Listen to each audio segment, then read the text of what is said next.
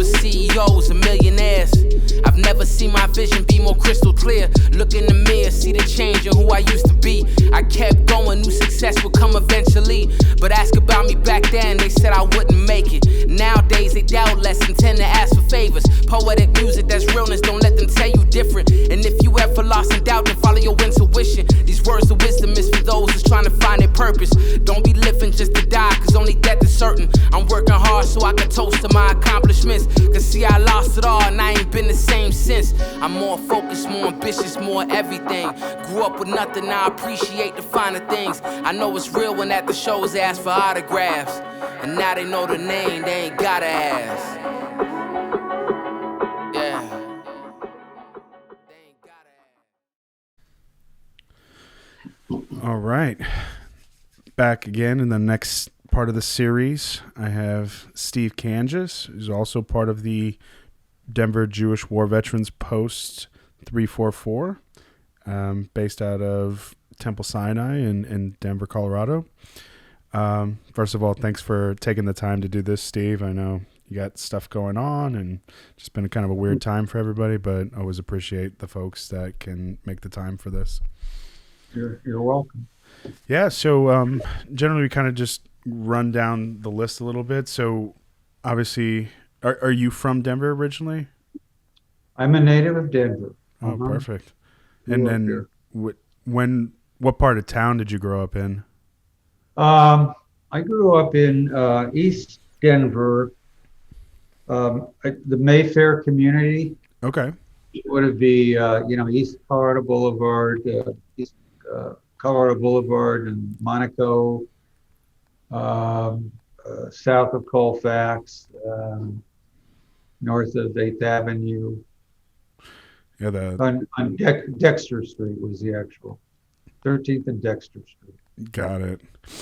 And so don't even have to ask you how you ended up in Colorado, yeah, or your hometown. Then what year were you born? 1945. Okay, you were the start of the baby boom, huh? Start of the baby boom. Actually, I wasn't even. I think it was. I think 46 was the actual baby boomer beginning. If for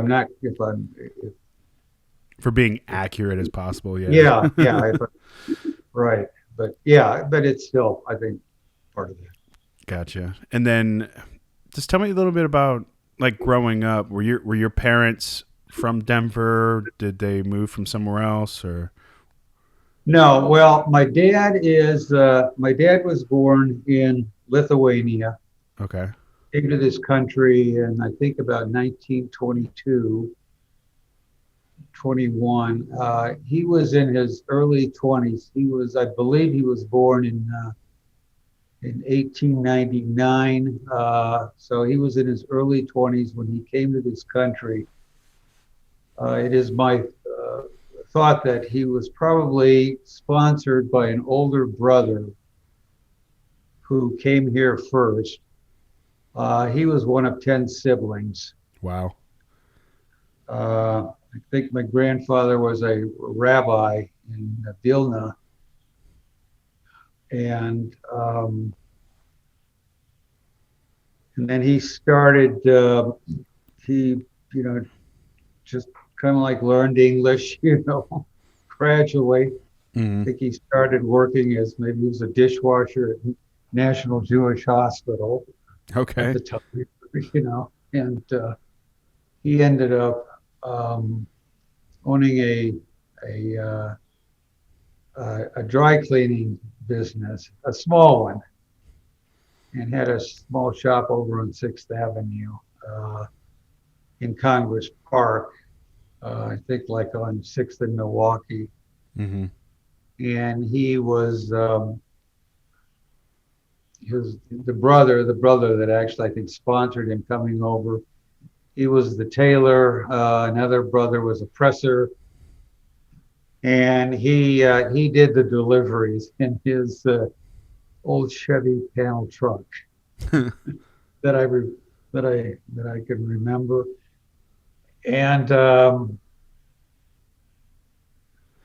what they did is they actually sent the laundry to another place, have it dry cleaned.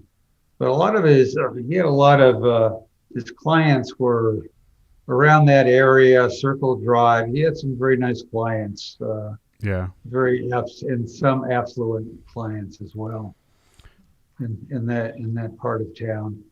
It's And always. then, I was I'm just going sorry, to say it's always interesting to hear the family history, because a lot of times when people came over, they were educated, but they were educated in their own native language, and seamstress yeah, and those kind of things were something that was a hot commodity at the time. When you look at the Lower East Side, like in the 1890s, 1900s, 80% of all the garments were made in the Lower East Side at that time. When you look at that with the right, yeah, influx, you see that talent in that way in the tenements and everything else. And just to see that migration of that talent move west, I think it just is very interesting. I just wanted to kind of put that out there. Oh no, I think you're right. I mean, like in fact, a lot of I think some of the Jewish dry goods merchants started out on the wagons, just pulling wagons, with their various rags, whatever they were trying to sell at the time. Right. This is how they got started. And some of them, many of them, or some of them, became very, very successful later on. Right. Opening up stores and that kind of thing. So, and then he also got into investment properties at the time and purchased some stuff. And I don't remember much about that. It was. And my mom used to do the bookkeeping, for the cleaning business. Okay. That I remember. And we had a pretty normal household. Yeah. How many siblings did you have? Yeah, I have a brother, an older brother, and he was an attorney. He's pretty much retired at this point in time. And he and I have done some real estate investment stuff together. He has some things of his own. I've had a few things of my own. I got into the business years ago with a friend of mine from college. After I after I got out of the military. Mm-hmm. And I was just doing some odd jobs after the military. I was working for, like at the time, Gart Brothers, and then I started doing some work for these sprinkler companies, and I was doing some field labor, and then one company I ended up working in their office, doing some of their book work, and also doing some of the residential sprinkler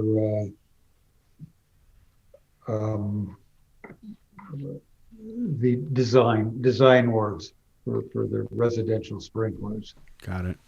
Kind of thing. And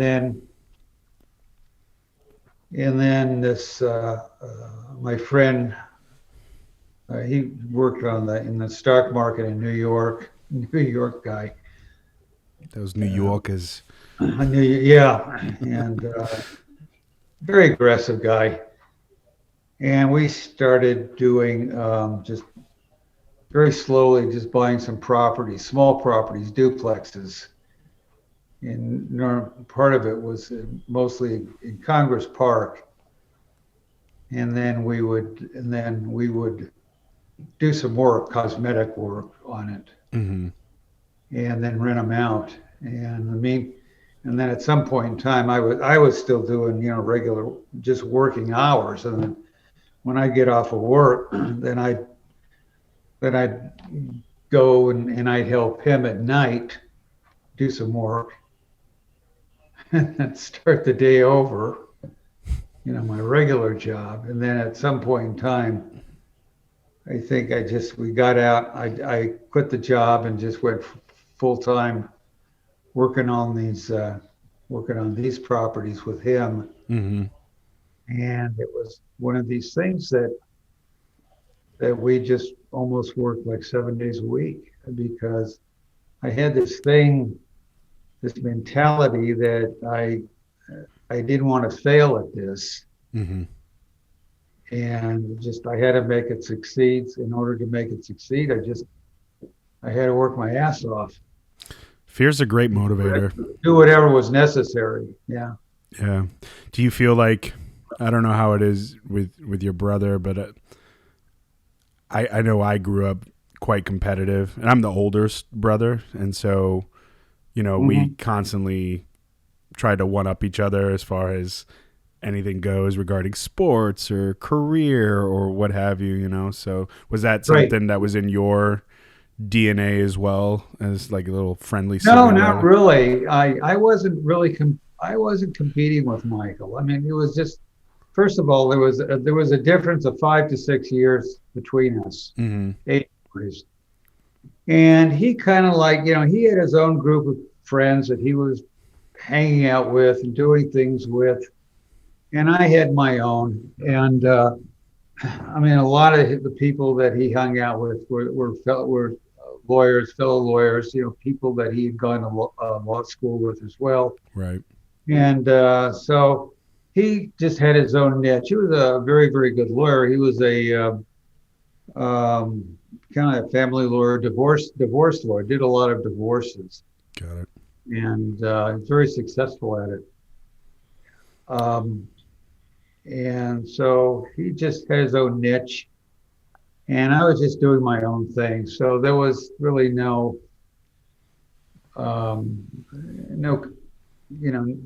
competition. I mean, he did what he did, and I did what I did. And that's probably the more healthy way to act. Yeah. We both, obviously tried to succeed on our own, merits and that kind of thing. Yeah, no, we're kind of the same. I mean, so what unit or what branch of service did you serve in? I was in the Army. Okay, and then from what year to what year? No, this is where my notes come in. So I went to basic training at Fort Leonard Wood right around the 1st of November, 1967. My notes say it looks through January 1968. Mm-hmm. For some reason, it could have been longer, but I do remember that it was very cold there, wintertime. I think there's a lot of humidity in that area, so it's very. I mean, having the humidity, also adds to the coldness, I guess. Yeah. To a certain extent, and I know that we were living in contemporary type of barracks. Yeah.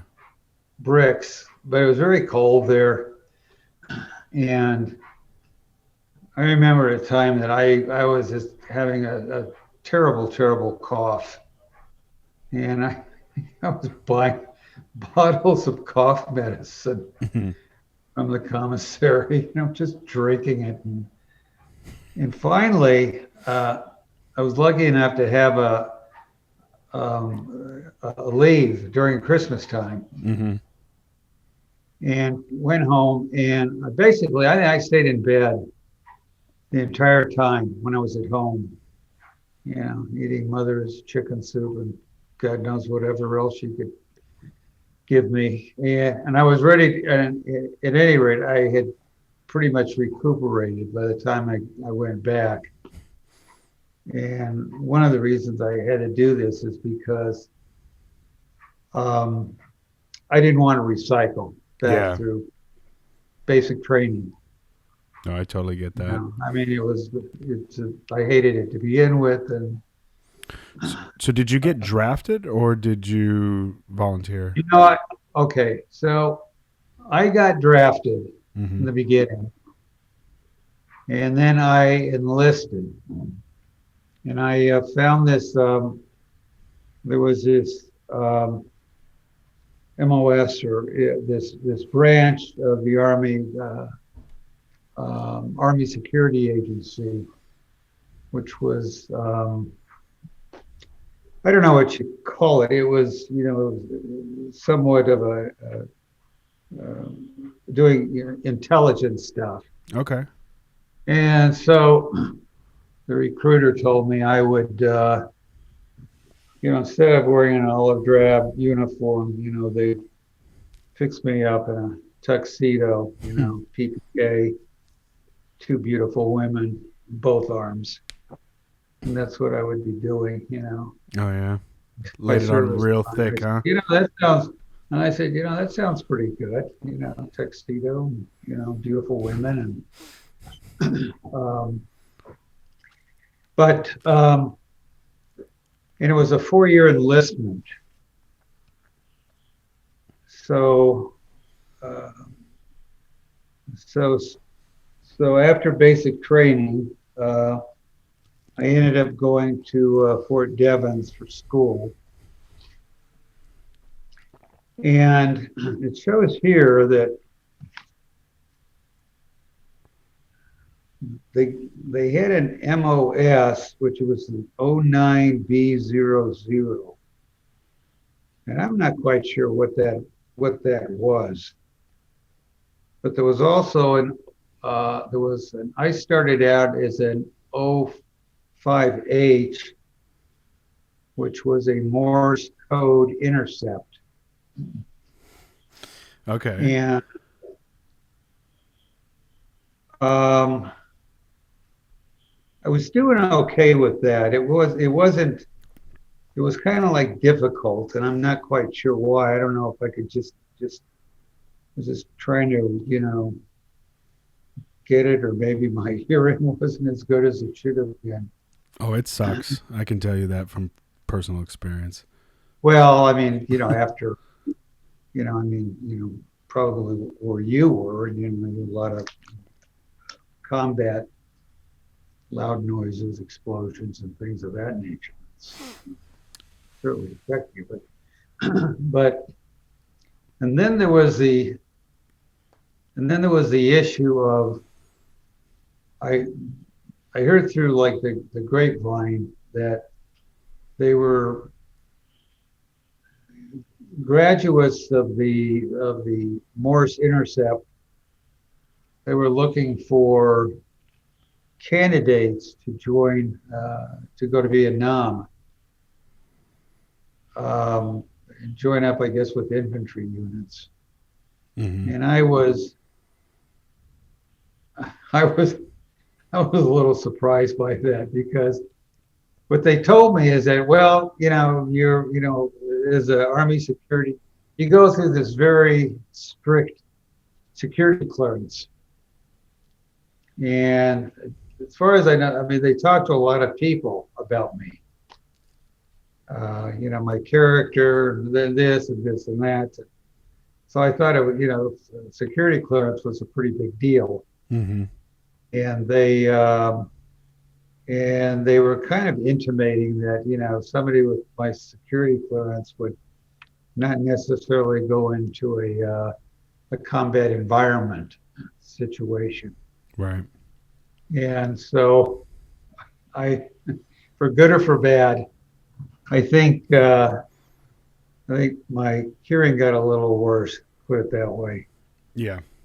And I mean, this is probably, something that should not go on the video, but they got wind of it, and anyway, I ended up being on some like extra duty stuff, like CQ, right. KP, and this and that.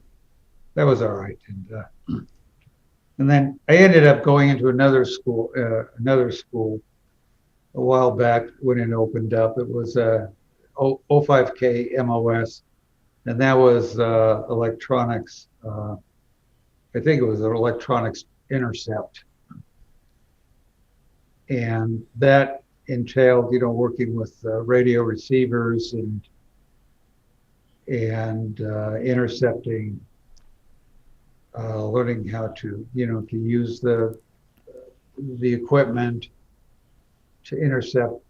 It was basically encrypted code stuff that we got, and then we sent it to another department to analyze. And then when they got through with that, they ended up sending it to the National Security Agency, NSA, in Fort Meade. Yeah. That's where the final product went to. So I finished that school at Fort Devens, and then I got my orders to go to Sobe, Okinawa, and this was let's see, this is probably right around the beginning of July of 1968. Okay. And I was assigned to looks like Company H, USA SATR as an 05K20. So I'm just trying to figure out United States ASAT. I'm not quite sure what that stands for. And let's see. And then it looks like back in November, and then in November of 68, I was transferred to a different company, Company A. And so I did that, and Okinawa was interesting. They had a large Air Force base, Kadena, where they were flying B-52s out for bombing sorties, Vietnam. They had two. One of them was in Kadena, and the other one, I believe, was they were flying 52s out of Guam as well for that. And so, tell me a little bit about Okinawa. I mean, I know my unit's there. They have a forward battalion there, but obviously it's always interesting to get other perspectives on that. Where I know it's a kind of a mixed bag because, being a service member there has a negative connotation as far as the locals. They're not particularly happy about that. And then they're also not happy that Japan brokered a deal to put most of the American military on their island. So tell me a little bit about the just the environment that you were in during that time. And see, the environment there was different than it is now, I think. Okay. Yeah, I mean, because that was way back. Then, I mean, I know what it's. I think it's different now. Like what you say. But they, I think they like the extra income coming from the GIs. I'm sure. And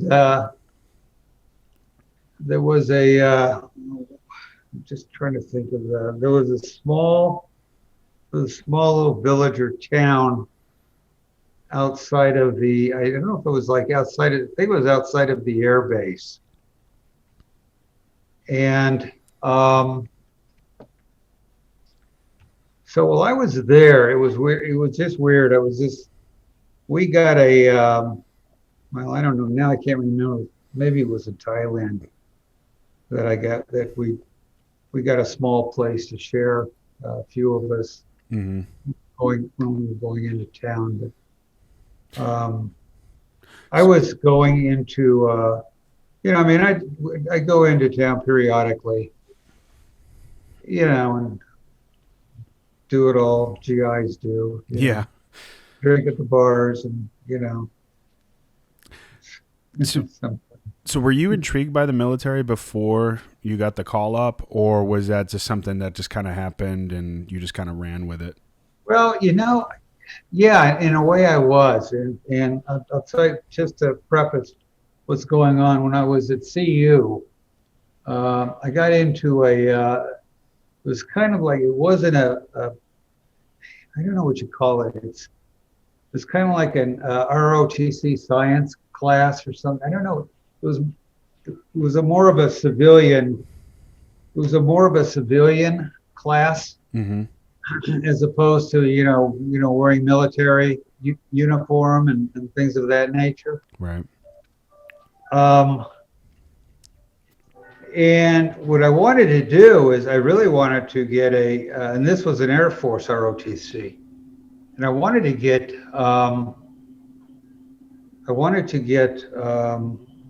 see if I could. I was interested in getting a commission, going to officers candidate school. Okay. After that, yeah, when I finished up with college. Was there somebody that influenced you during that time period, like maybe an instructor or a professor or No, somebody? I can't remember. I can't remember. It was just, I think it was part of my studies, Mm-hmm. and I don't know why. It just seemed something that I had an interest in doing. Mm-hmm. Serving my country at the Yeah. time, and but I thought it would be interesting, to go in as an officer. Yeah. And well, I mean, as it turned out, I was kind of a small guy, and I had a slight weight problem at the time. Okay.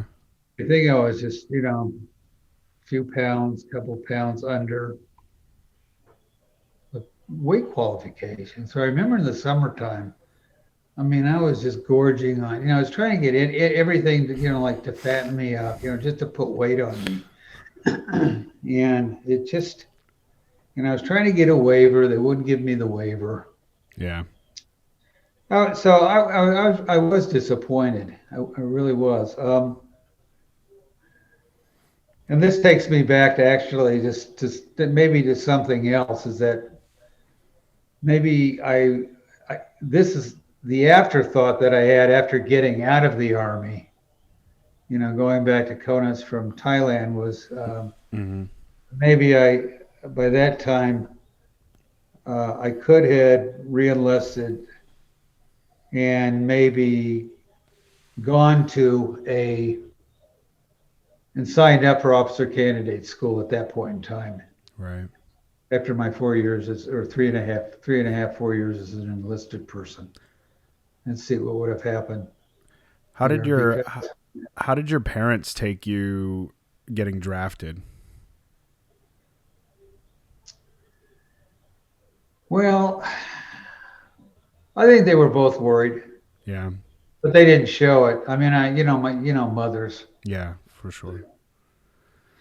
the fathers, I think they like to put on a more air of good for you, and I'm sure you'll make out okay, this and that. But Yeah. I think in the back of their mind that I think he was a little bit worried too. I know he dropped me off at the wherever it was I had to go. When they sent me to Leonard Wood, or flew me to Missouri to Leonard Wood, and he got pretty emotional. Maybe I think we both got pretty emotional. Yeah.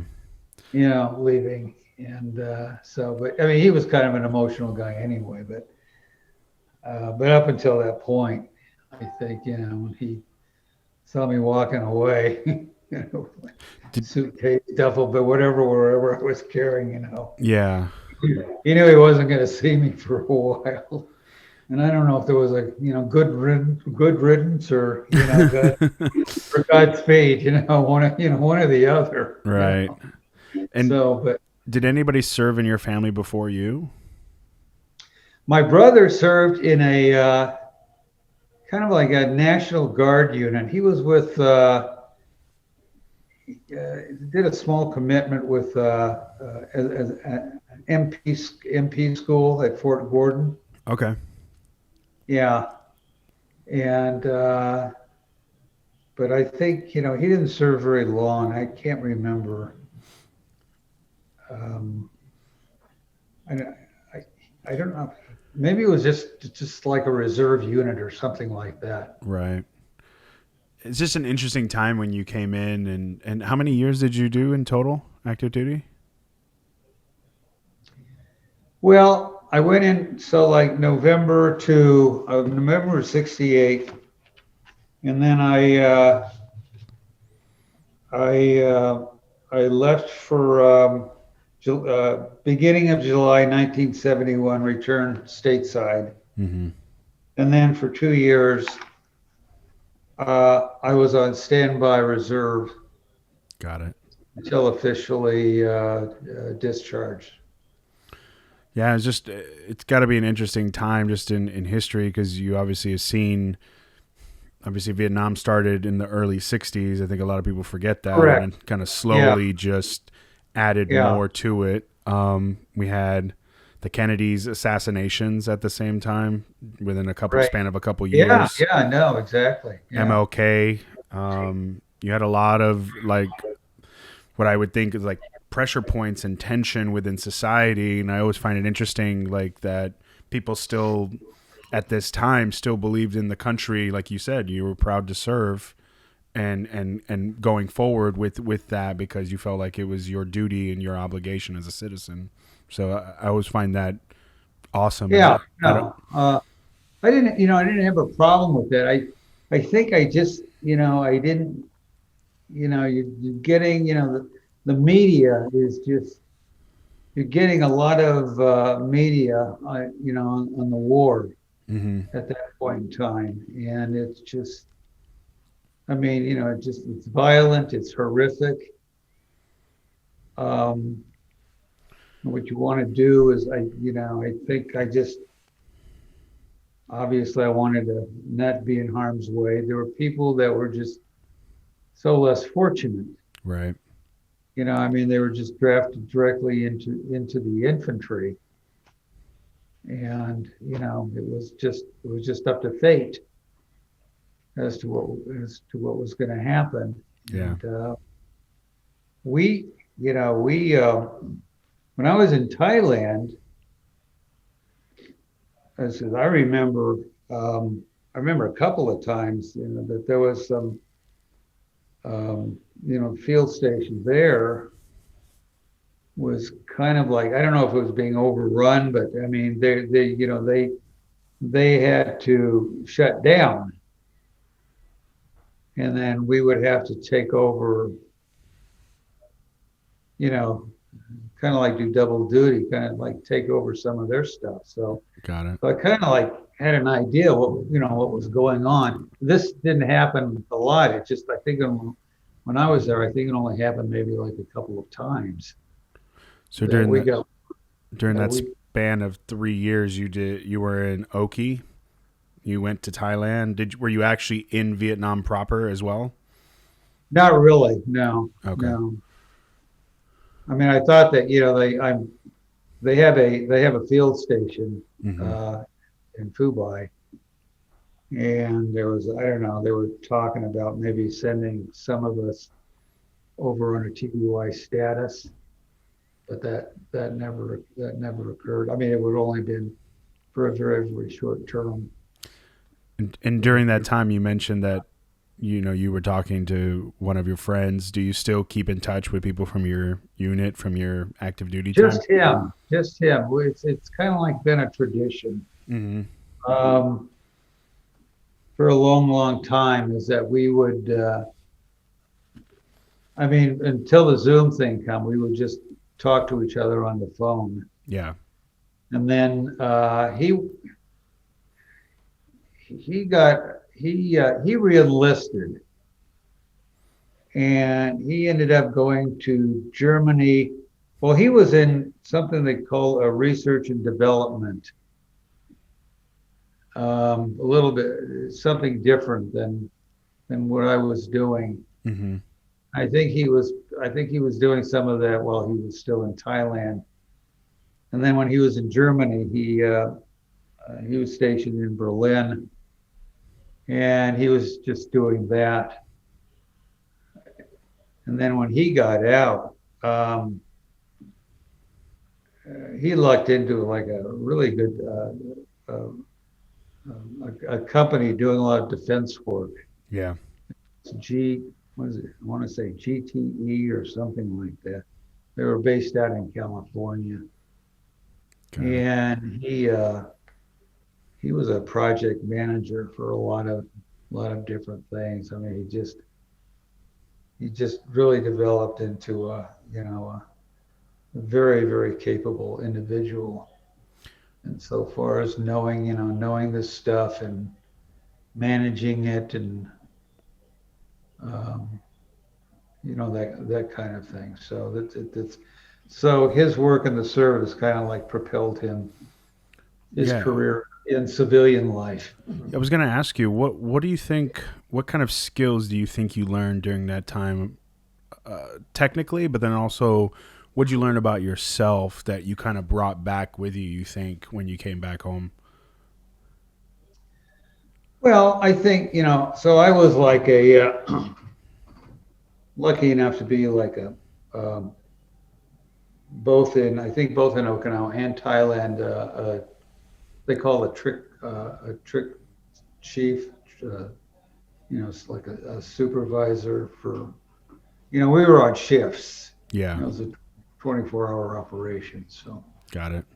start days, and, evenings, and then graveyards, and between those, we would have a couple of days off, and then start the new shift. So wherever I was like a kind of like a trick chief, and just made sure that things were running smoothly. And um, what we were responsible for is basically just making sure that the radio equipment was always calibrated properly to get the maximum signal strength, regarding our intercept capabilities.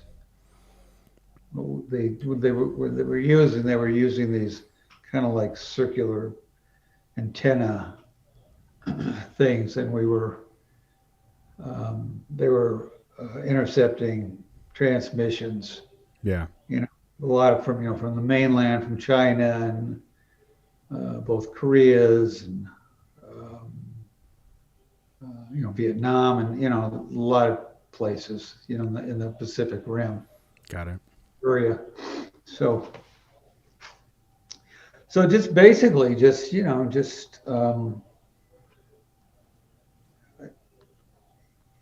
making sure that things were running smoothly and correctly, and that kind of thing. And I always felt pretty responsible as an individual. Was that before the military too, or just like as you kind of matured going No, on? I think no, I think during the military, I don't think I was that responsible before that time. I just, Right. And so, yeah, I you came back in 71, and then you yeah, were on inactive reserves basically for that time frame. for 2 years, for about 2 years. When you came back, how did you feel about coming back? How the kind of the country was, and how you were treated when you came back? You know, I didn't feel mistreated. I mean, I heard that a lot of Vietnam vets were were mistreated, and I just, I don't know exactly what what that was about, or I think I don't know if media had anything to do with that. I mean, there was a lot of anti-war, there was rhetoric, and when you look back at the history of Vietnam, I'm not sure we belong there to begin with. Yeah. I think there's, people say that we, we should have been there. Other people say that it was really not our business to be there. I mean, I think what they wanted to do, they just wanted to nationalize the country under communism. you know, and of course, at that time, everybody's pretty anti-communist. Yeah, no, it makes sense. And I mean, you don't really, it's you don't really know anything as an individual, Right. and you're not making any of the decisions. So you rely on the people who are at the top making the decisions, the Johnsons and the Westmorelands, and Yeah. whoever was in charge there, and you think that they know better than you do. And as it turns out, later on, history tells us, well, they really didn't. Yeah.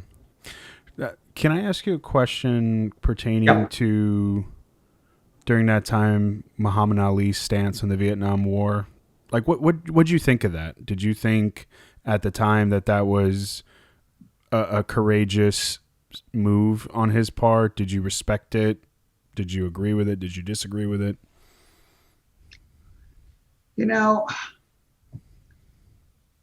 I At the time, I think I was kind of like neutral about it. Mm-hmm. I didn't think one way or the other. I mean, I think that he had for whatever reason, he had his reasons. It's just something that he didn't believe in. Mm-hmm. I mean, some people believed in it, other people, didn't.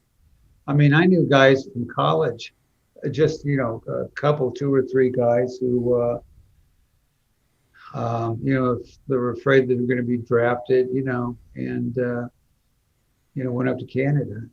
Oh, wow. And I didn't, I said, okay, if that's their decision. Yeah. I mean, I was thinking, well, they may regret it later, or they may not regret it. In fact, just one second. Listen, I'm on a Zoom. I have to call you back. Yeah, that's my brother. Yeah, no worries. He always calls, make sure I'm healthy, make sure I'm alive. Yeah, well, that's a good brother. Always looks after my back. Yeah, no, I don't think I wasn't disgusted by him, and at the same time, I just thought he was making his stand. There were a lot of people making their stand about it. This was a very controversial war.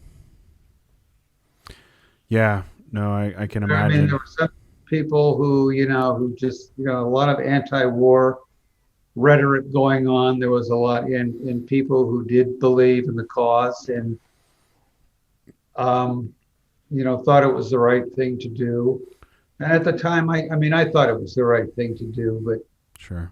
But then you learn, history at some point in time gives you a different perspective. Yeah. Of things, and you just you're doing some reading, and I mean, there were some lies that were told. Sure. By the administration, in order to, America was trying to look good.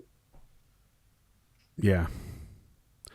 Yeah, it's always I always find the people that at least are open to new information, I think, are Right. the easiest to get along with, because at least you're listening. You know what I mean? As more information comes, that should change your perspective one way or the other. It shouldn't just leave you on the sidelines having a staunch opinion about something 30 years later. You know, like, things come out that could change your perspective on individuals or organizations or anything else. So, Yeah, exactly. Sure. so the 70s, you got back. What you, so you ended up getting into working again, for the family, or what did you get into after you came back? No, I did. My dad still had his. At that time, I think my dad's. See, I can't remember if my dad had retired from the cleaning business. You know, they'd sold it, or Mm-hmm. I think it was awfully close to that. I think my dad was he might have sold it at that point in time, or was no longer involved with that Right. because he was getting up in age. Um, but he was involved in some investment rental properties, investment properties, and so after working, a couple of years or so at odd jobs, doing what I was doing, and then joining my friend and trying to get this thing, this my our rental property business together and moving it forward. Mm-hmm. And then at some point in time, I think I kind of like started helping my dad out a little bit. Right. I didn't want to get too involved, but there are some things that he would call on me to have me look at, and so I would go over and take a look. And what'd you Stuff. study in school? Well, my major was like political science. Uh, I don't think I got I enjoyed the subject. And I enjoyed it, because there was a lot of different things about it. There was political philosophy Yeah. and other things. But yeah, that was the other thing. I think at one time I think I had a fantasy of going into the foreign service, except you have to be uh, fairly good at probably a foreign language. Which, sorry about that, but Not the specialty. not my specialty. No, Yeah. uh, Um, it's a very very difficult test as well. so I wanted to ask you as well, like, obviously, you've been doing what you've been doing for the last 30 plus years with, Yeah. properties and different stuff like that. Can you recall a time in what obviously you're a little bit older than myself, so just where the polarization of the country is the way it is today? Have you felt the tension like we have today before? No. No. And what would you, if No. people sat you down in a panel and they're asking you, like, what could be done to bridge the gap of the divide? What would you recommend?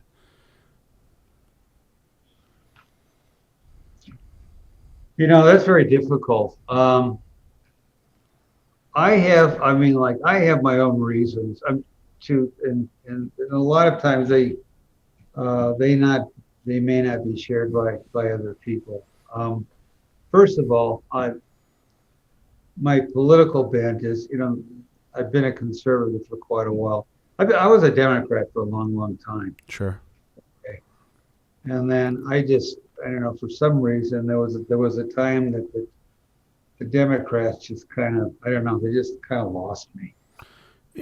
Do you remember that moment specifically? You know what? I don't. I think it's just been over a gradual period of time. But today there would be no. But today there would just be no question, because And I don't want to offend you. I don't want to offend anybody else, but I just think that I know how Democrats feel about about the Republicans, and Hmm. they all that, But don't, conservatives are not only are they all a bunch of racist and right-wing supremacists and white nationalists and this and that, and sure we are no, anti-Semitic, and but in my opinion, the Democrats had really been at this point in time had really been taken over by the left wing, right. And and I think it's I from think both. I think they've moved over very, very much so. In other words, the Democrat Party is not the Democrat Party of my dad's party, Got it. or even my party years and years ago. No, I can totally understand that, and I definitely respect your opinion on that. Yeah, And I think though people like you, they sit at the crossroads because obviously they know the other side of America where you could still have civil discourse with each other and break bread, right. but Yeah. you didn't have to. It wasn't like you're rooting for the Broncos against the Chiefs kind of situation, right? Like No, we, no. Yeah, no, exactly. In other words, it's very hard to say. At some point in time, it was just there was civil discourse among people, and even I remember the idea of Tip O'Neill sipping whiskey with Ronald Reagan, back in the day, yeah, and I mean they're probably at each other's throat, politically, but they're very close friends, so when and they could talk to each other. It's I think things just got so polarized um, after Trump's win. I mm-hmm, don't think anybody. I don't. I think the Trump win just caught everybody by surprise, for sure. and I think I have I have a theory that obviously a lot of people voted for Clinton. Mm-hmm. I think a lot of people also thought that Clinton um, was kind of like a despicable individual, No, and definitely. I thought she was, and I think Trump was maybe like a question mark. But Trump didn't come across very well either. Period. Even when he was campaigning. And And it, he was not my favorite. He was not my first choice. Second choice, or probably even my third choice. so out of the since we're on the topic, out of the Republican Party, obviously we don't have a McCain like character anymore, but do Right. you? Where I just think that particular individual garnered the respect of everybody because of obviously what he's been through for the country, but then also being able to be sticking to his values, but then also being pragmatic when you have to be in regards to certain votes, and he's not just always Yeah. voting a party line. And even though people may disagree with him, they respect him regardless. I was watching some Yeah. video when some of this stuff was already kind of brewing back when he was running for president, as far as people trying to discredit Obama in a sense of, the birther issue and certain things. And he put a big kibosh on that. And I respect him very much so for saying, you know what, this guy's a colleague and he's an American. Like, as much, he's like, this is telling people at the town halls, like, that's simply not true. That's not true. And they were booing him and everything else. And I think it takes an incredible amount of courage to stand up to your constituency to be able to say, hey, this is wrong and here's why. And we're, for some reason, I feel we don't have that right now. Would you agree with that in that sense? Yeah. No. No. I would. I know. I would agree. I mean, you can disagree with somebody like that, Mm-hmm. and I think his policies were, I mean, I had some issues with McCain, but but the big thing, the big thing that I had with Trump was, when he called out McCain. I mean, Yeah. I still can't forgive Trump for that. I think that was just a despicable remark, and no matter how much I support him and like him, that was just totally uncalled for. Yeah. And Trump does that. I mean, the problem, what I tell people about Trump is that he lacks a filter between his brain and his mouth. He just, he's, I think he's a terrible communicator unless he has a teleprompt Right. by him. Obama wasn't a great communicator either, unless he had a teleprompt. Obama did. I mean, Obama was great. He had the great inflection, and he was a great communicator when he had, words in front of him, when he spoke extemporaneously. Yeah. Um, I don't know if you've ever heard him speak extemporaneously, but I thought he was a big flop. Yeah. He was always just searching for words, searching for things to say, to the camera, to whoever was interviewing him at the time. But yeah, I mean, it's just horrible. Just what's happening is horrible, and I don't know what it's going to take to get back to some sensibility and some sort of normalcy. I mean, I'm almost glad that Trump's leaving. I personally, I mean, I would have liked to see him get a second term. Didn't happen. Right. Let's move on. We have a new administration. Let's see what they're going to do. Let's see if people, Democrats, congressional Democrats caucus are going to start pulling the strings on Biden, or Biden's going to have hopefully some spine and just make decisions on his own and not be too influenced by what I think is going to be maybe a lot of pressure from the leftists, from the Democratic left. And let's hope that, we have some sane Republicans, conservatives, whomever, will work with him as well. And, we can make decisions together and, pull this country out of this abyss that we seem to be in right now. It's, I've never seen it so bad in my entire life. Everything that's happening is just absolutely crazy. Here you have a president who's just been impeached twice. Yeah. Never seen that happen before. Right. And this is only like a few days before the inauguration.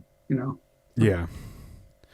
I just and people are, I think they're fed up with the ineptitude within Congress of not being able to get legislation passed that the people generally want, regardless of what side of the aisle it's on. Yeah, no, and I agree. No, absolutely. Let's get back to business. Let's get back to congressional business. The problem is, they're just spending too much time on a lot of BS. Yeah. I don't know if FCC would cut me off on if I said the actual word, but it just, in other words, there was too much time. Look, when it came to the collusion issue with Trump, mm-hmm. I don't know spent way too much time with that, and I blame I blame Democrats for that. I mean, they just wanted to get Trump. Period. Instead of doing their business, Trump's not he's got a lot of faults. I agree with that. He says a lot of things that are really stupid, and he shouldn't say it. He should have never said it. I mean, I could be critical of Trump. The next guy. Yeah. Is the next guy. So, I mean, being that you have conservative leanings, what do you wish for the party to do in the future? The Republican Party? Yeah. Disband and start over again. That's what I would suggest. Yeah. Just get it over. Part of it is that there's no unity in the Republican Party. What do you mean by that? Well, there's just a lot of disunity. In other words, there was a lot of non-Trumpers, Republicans, who fought against Trump tooth and nail. There were a lot of conservative Trump who did support him. There has to be some unification in the Republican Party. Democrats were so much more unified to begin with. First of all, they're all unified against Trump. Yeah, literally what I was just thinking. Second of all, I mean, they had a really good working organization, and but now it's. Republicans don't do that. I don't know now that the Republicans have the White House and the House and the basically the Senate. Mm-hmm. They pretty much have their way to do anything that they want, and I don't know what's going to happen. This may sound like a cynical question, but do you really believe that the federal government has that much influence over your day-to-day life? No. Yeah, I think so too. In a sense of like. No. I mean, I don't think so. Look. I mean, I do what I do what I want to do, and but then I stay within the boundaries of the law. Mm-hmm.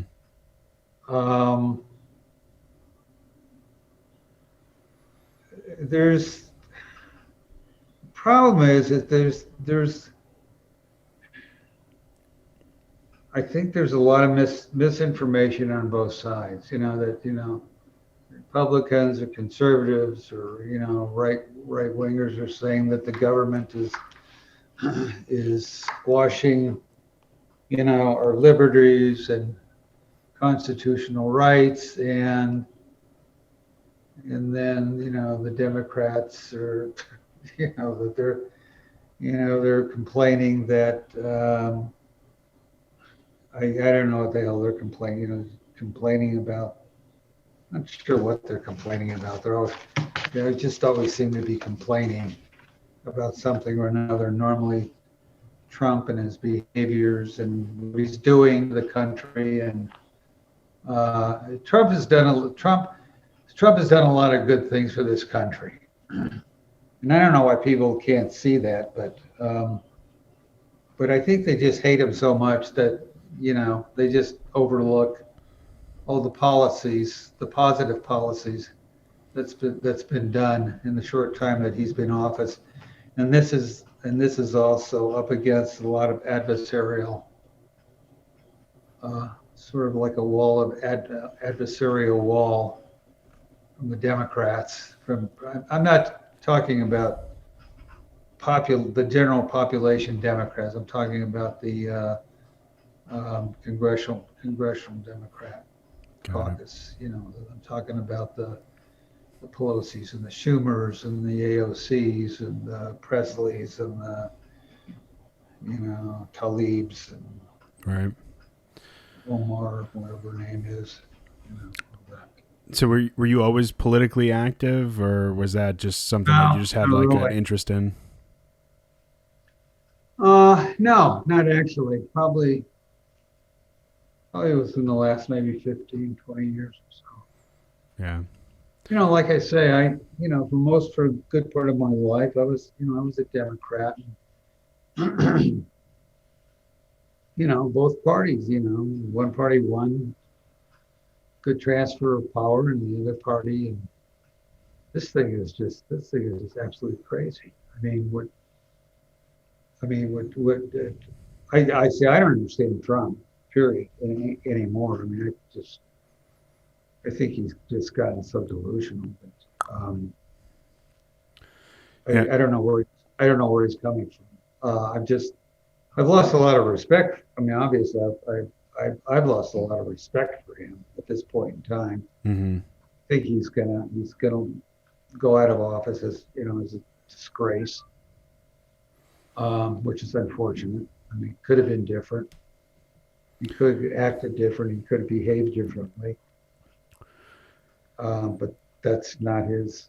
I guess that's not his MO. Yeah. He's not a politician. He's a businessman. He's just his own person, and you can't rein him in.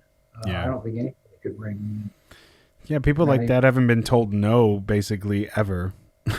And so you get to a point where people are actually, you're going to surround yourself in the business world generally with people that agree with you to keep your. So you don't want to do that. And that's one of the bad things about politicians and business people is that you don't want yes people around you. You do want people to question your policy Mm-hmm. and to discuss them civilly and to say, I'm looking at this thing in a different manner. Let me explain why. And if you don't like my reasoning or then that's fine. But and I think that would happen that if they think there's back in the I don't know when it was it back I think back in the Bush era that there were a lot of generals going to Bush, to W, Yeah. and to Rumsfeld, and they were showing their concerns about certain things that was going on, in the Middle East, in Iraq, Afghanistan, and I think a couple of these guys lost their jobs, Yeah. got their pink slips. So in the later stages of your career and life, do you still have some plans? Do you have any goals still that you want to accomplish? I don't have anything. I would like to retire one of the days. I think the only way I can retire is to probably sell off, some of my properties. That's not a horrible thing, right? I mean, No. It's not. It's not. I guess maybe just have to wait, for the right time. I don't know if I can do it right now, but I'll have to. I enjoy working on the properties. I enjoy what I do. yeah. That's nice. It just,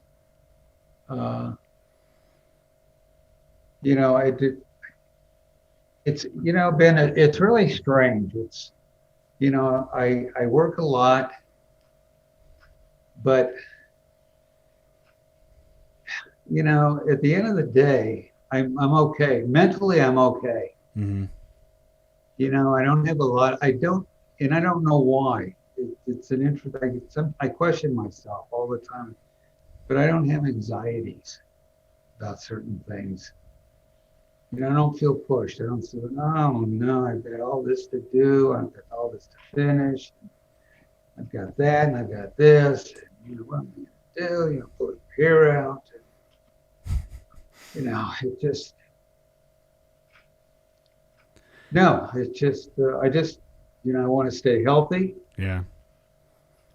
And I for me, I'm the same way, to be honest. I know. I think that people are like, you work a lot, and I do.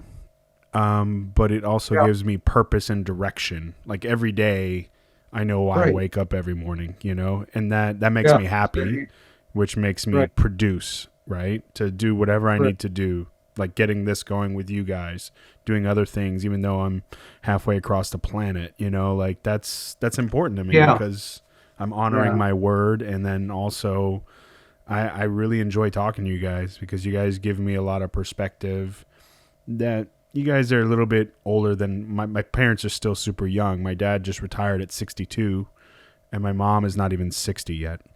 And I'm four. Really? Yeah. And I'm in my 40s. So Okay. they had me super, super young. And so Yeah. I get to talk with you guys because then I get a little more nuanced perspective of somebody maybe a decade or so or more Hmm. older than my dad, right? And so they look at things in a different lens than even my parents. And so Sure. I get a lot of that from you guys, and I always want to thank you guys for that because you guys Yeah. lived through some different scenarios that we just don't understand, in a sense. I was born in the 80s.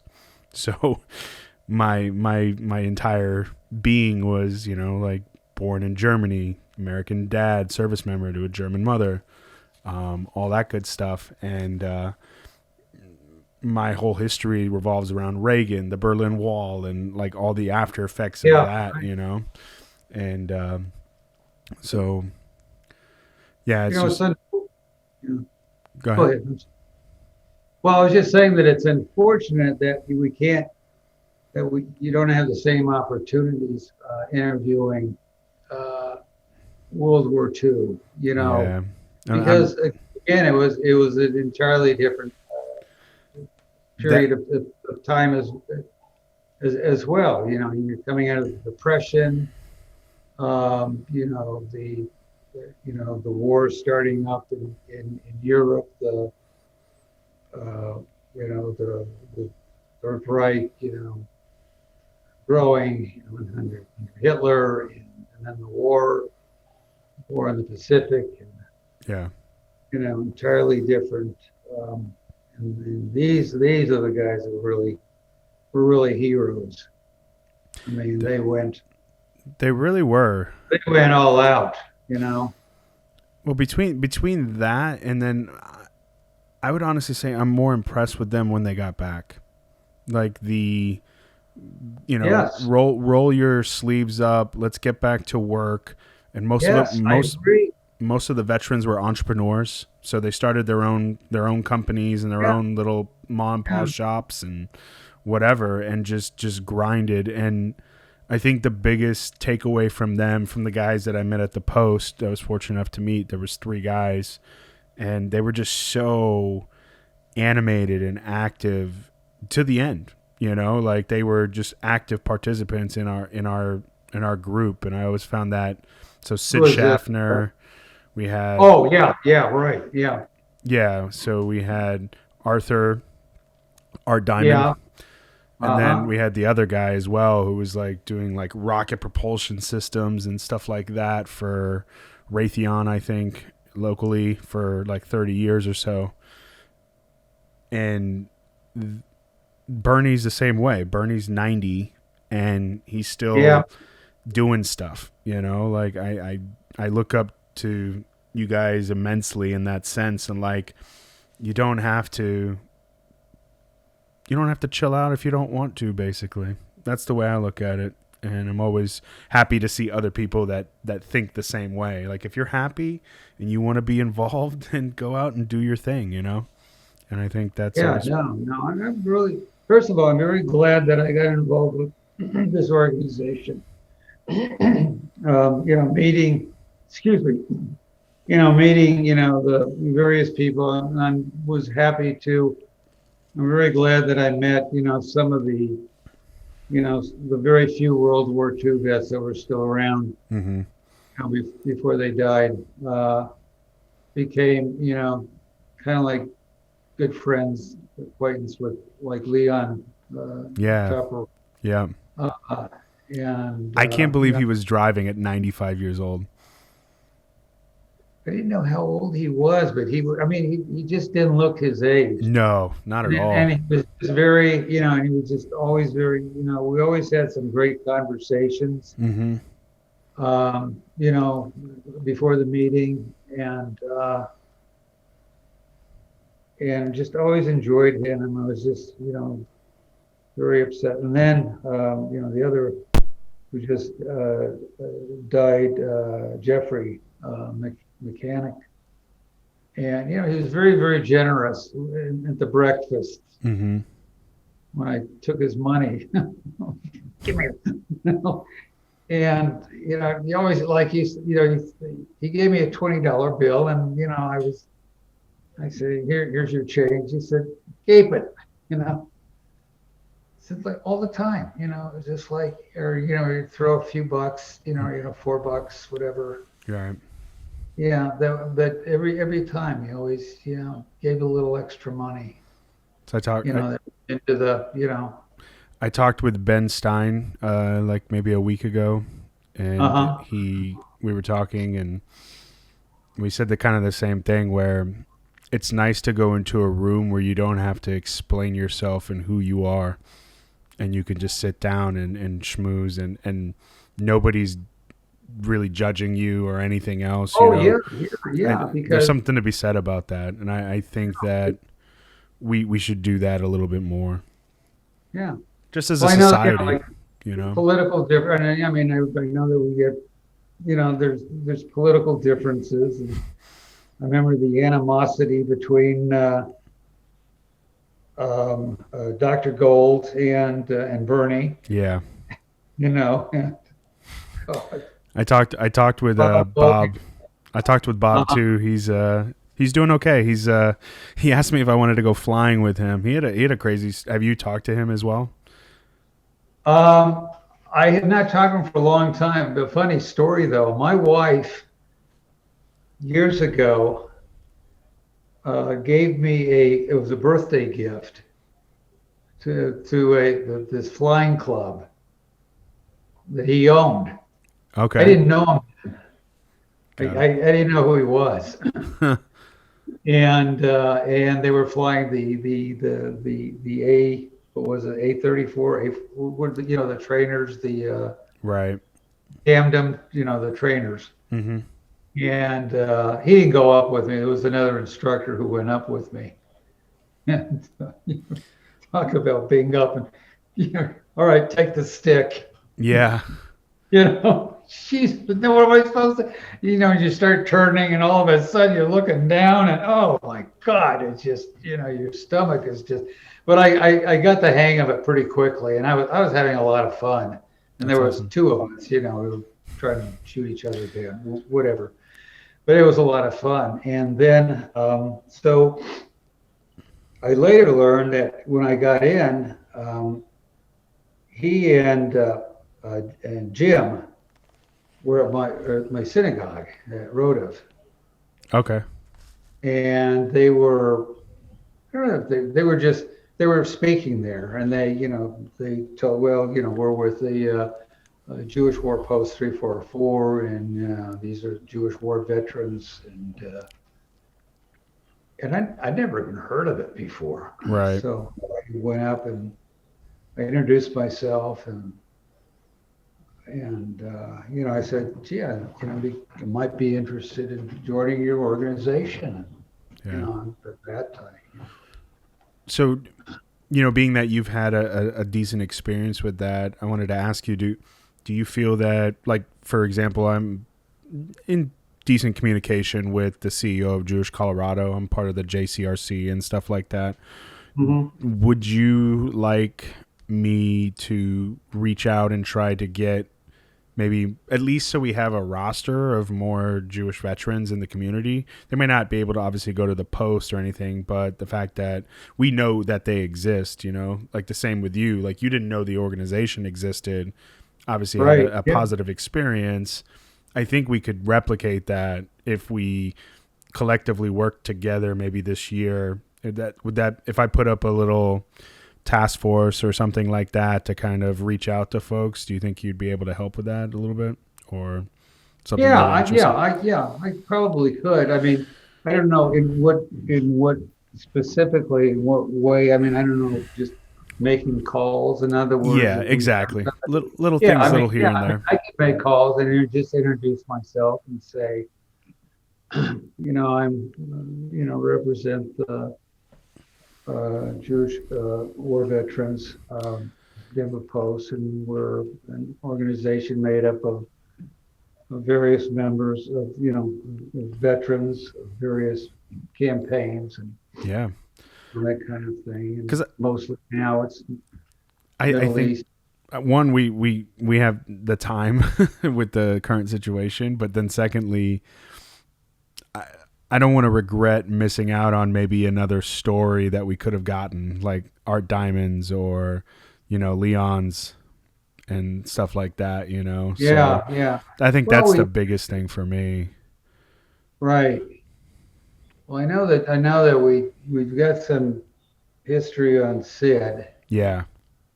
and that was very interesting. And I don't know how much history we have on Art, but I'm sure from Ruth and from Linda, and Yeah.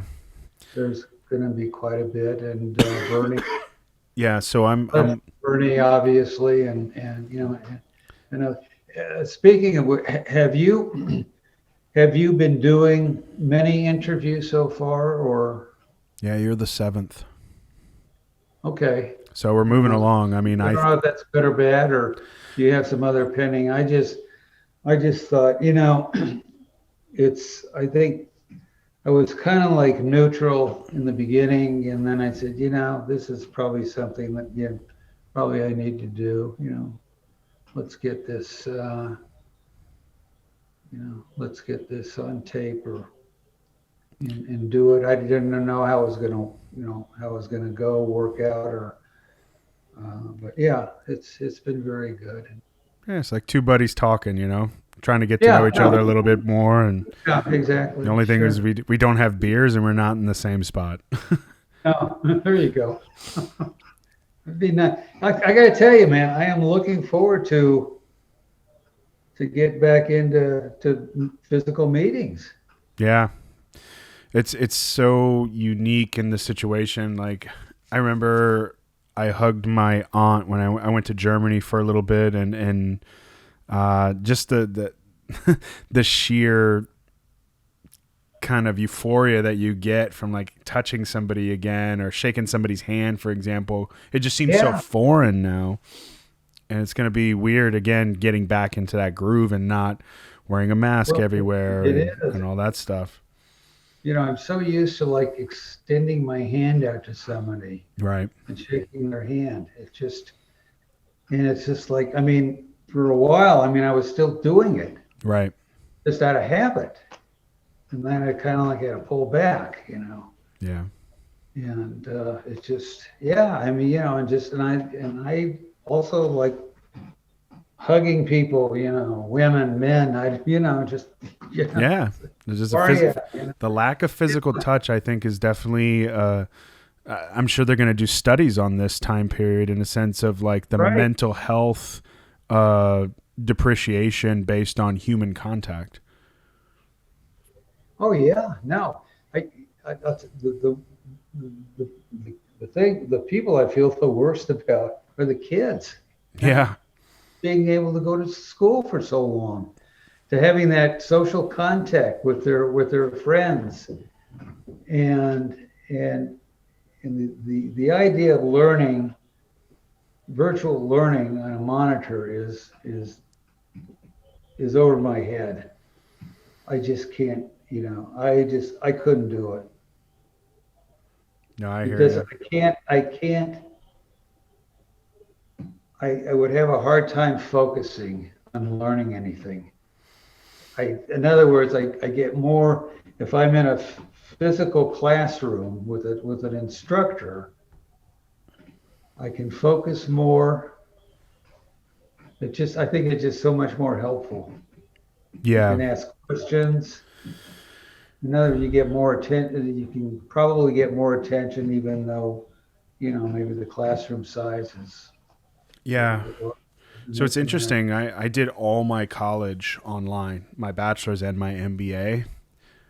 And I got to say, like I didn't think I would want to be in a classroom in that capacity, but I went to DU for my MBA, and we had an immersion where we got to go and meet other classmates that we had online, and it was a great experience. And so you got a taste of what maybe collegiate life would be like, because you're all in the same space, you all have the same schedules, you're not working on top of going to school in that sense. Right. And so like I understand it now, and just fortunate enough to like not have been in a regular program and then have that deprived of me. I don't know any different, but I can see how people are upset by paying that kind of money and then not getting the experience. I've never done. That's interesting. You did all that online. I never had that experience. Of course, I never had any really computer technology. I mean, college, obviously, we never worked. We didn't have laptops, or it was just all. You were hand jamming everything. You were. Yeah, it was all note taking and that type of thing. So it was. You had to write quickly, and you had to write hopefully, fairly legibly. But did you have when you wrote papers? Did you have to type them on a typewriter, or did you have to handwrite them? Well, a lot of times if I was doing reports, I had a portable typewriter. Okay. And those things were heavy. They weren't. I wasn't the world's greatest typist either. Were you a pecker? Just like little fingers. Yeah, I mean, computer. I mean, Word and computer. It's you make a mistake, you back up and you delete it. But just think about it now, like how kids have no idea what whiteout is. Yeah, no, I know. I still use a typewriter on certain things, and that's hilarious. Well, kind of mostly just kind of like on labels, and when I do journals, I use journal paper. I use the typewriter, just to do my headings and stuff like that. But yeah, it's. I mean, I never like. It took me a long time to figure out. I don't know why. Somebody once said you have to think of a computer as a file cabinet. And all of a sudden it dawned on me. Oh, you have folders and you have files in the folders. That's how stupid I was. I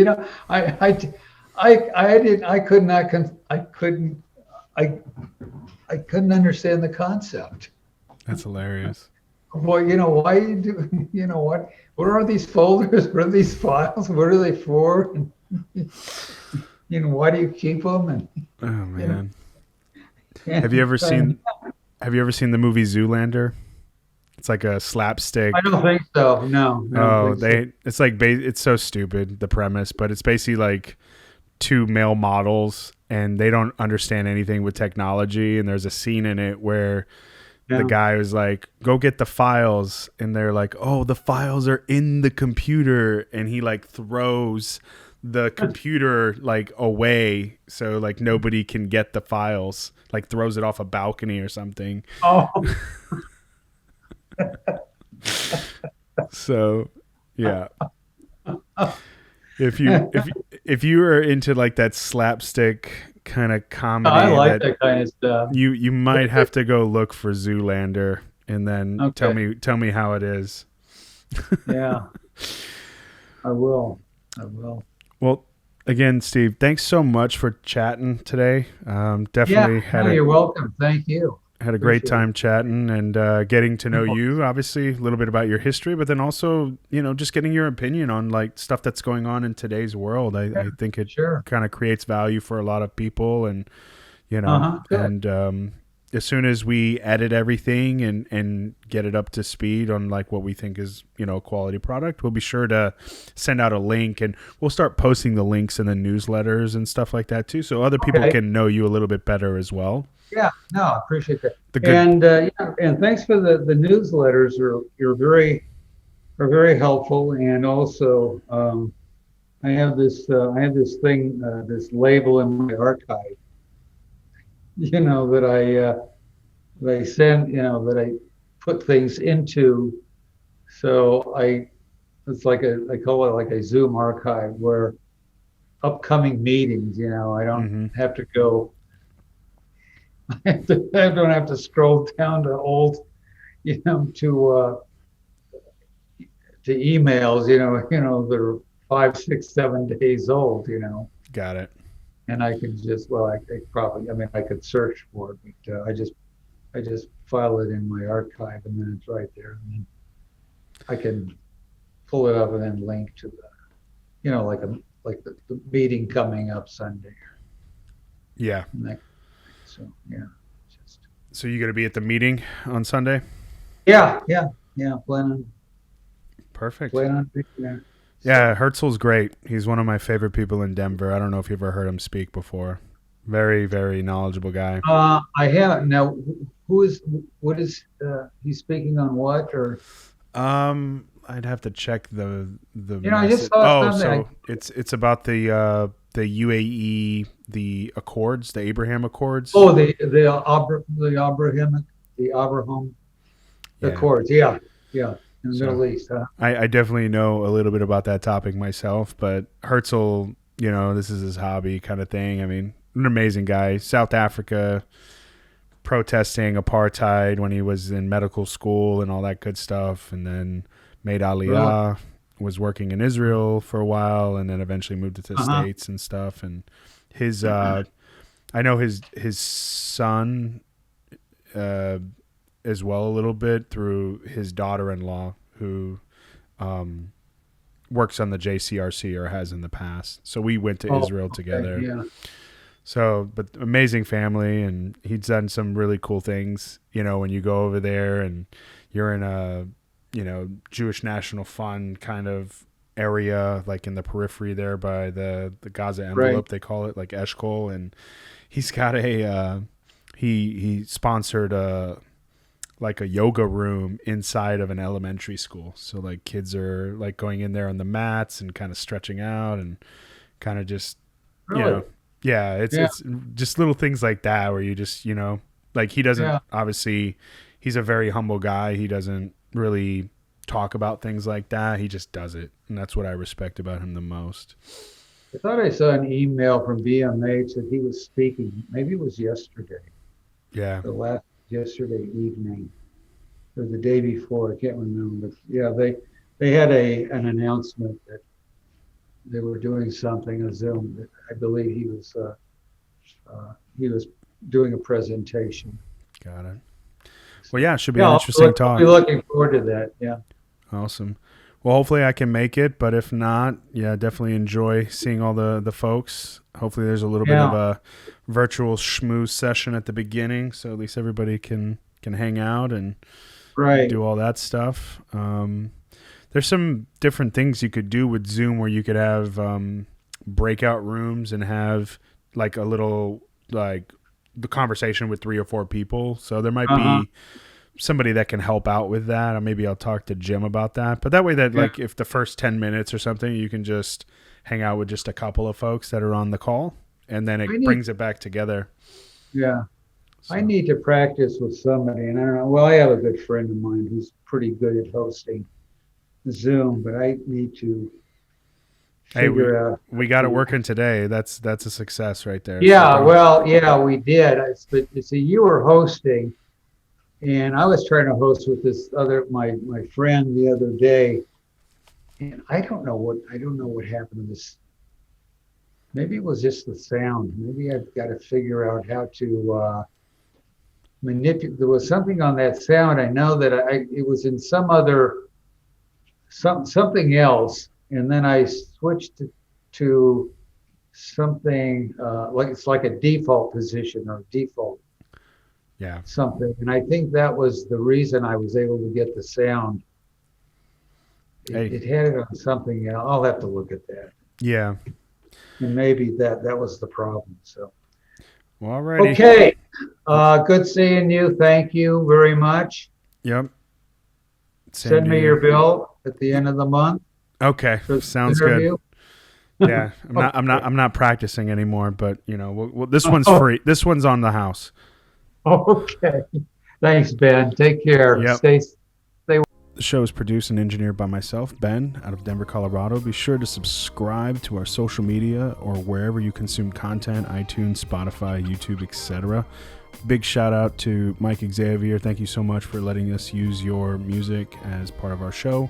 Be sure to check him out as well on social media. And stay tuned for the next show.